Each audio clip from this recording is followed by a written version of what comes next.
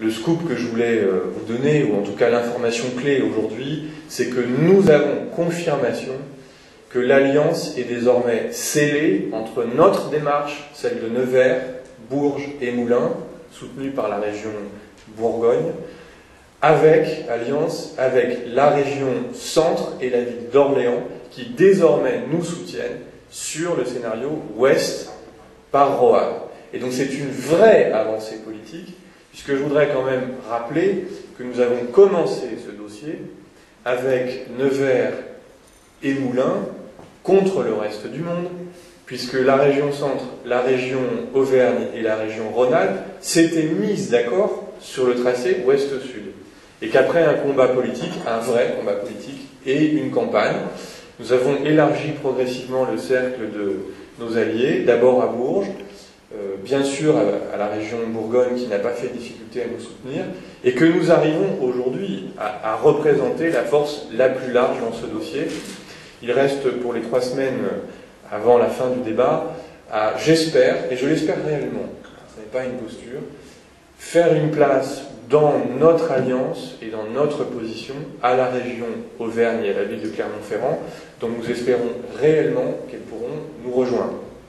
Les conditions sont à discuter, c'est au fond l'enjeu des quelques semaines qui restent.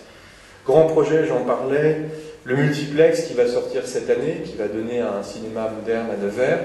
Nous allons travailler pas seulement sur le cinéma, mais aussi sur les abords. Donc, voilà, une des clés de la lecture. Il y a aussi un geste urbain, on en reparlera, sur la rue, le traitement urbain de cet ensemble, qui devra s'intégrer dans la logique des travaux qui avaient déjà été faits sur la gare. Le musée, son ouverture est prévue soit en fin d'année, soit en début d'année prochaine. L'important, au fond, pour qu'on se comprenne, c'est pas seulement son ouverture, ni quand, ni à quel coût, ça c'est la chronique, c'est même le secondaire. Ce qui est important, c'est quel projet culturel et quel apport du musée à l'attractivité globale de Nevers. Voilà. Donc, est-ce que ça permet un rebond de l'activité artisanale de la faïence à Nevers?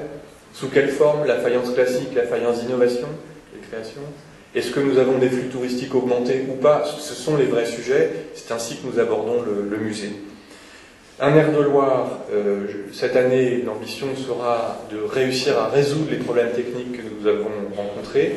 Et en même temps, puisqu'on est là pour se dire les choses, l'essentiel, c'est l'invention d'un modèle écologique sur les baignades naturelles.